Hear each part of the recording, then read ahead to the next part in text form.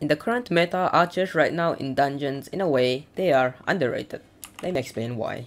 So, since having a good build is the most important thing to being successful in the dungeons as a class, so here's my archer build that I use, and it is basically full Shadow Assassin armor with 2 boomerangs and a spirit bow.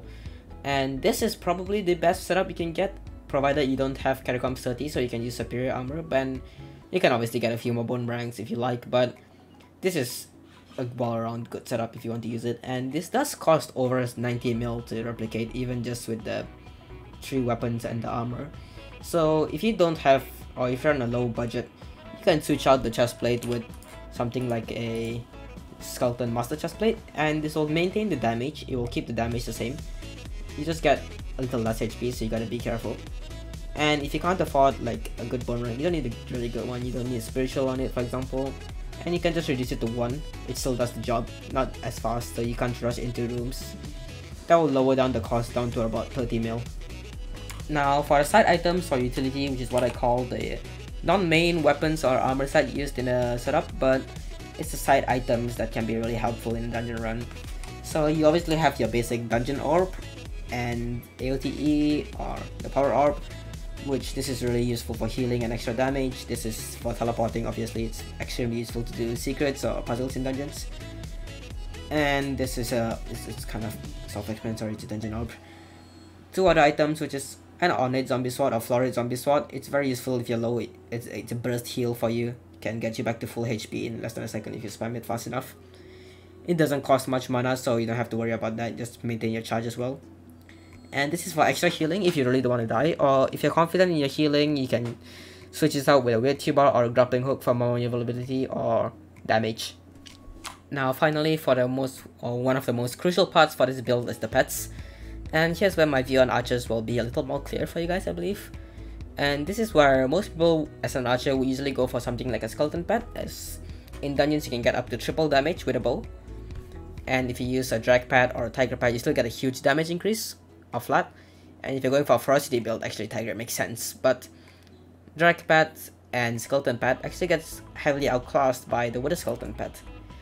And this is because of the final ability, Death Touch. You deal 200% extra damage every 3 seconds if you hit an enemy. So basically every 3 seconds, your next shot deals triple damage.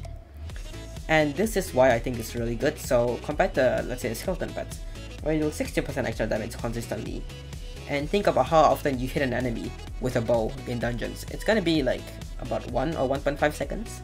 So let's just say if it's 1.5 seconds per shot to an enemy, as you just need to charge a bow or throw the boomerang, it will be about 150% flat damage, as triple divided by 2 is going to be 150% damage, compared to the 60% or something about 100% damage that the drag pet or the skeleton pet will give. Now I can sit here and go through what you do in each scenarios or how you should play out each scenarios as an archer class, but that would be boring, and I think it would be a lot easier if you just see a montage of me playing through as an archer on a floor 5 or floor 6.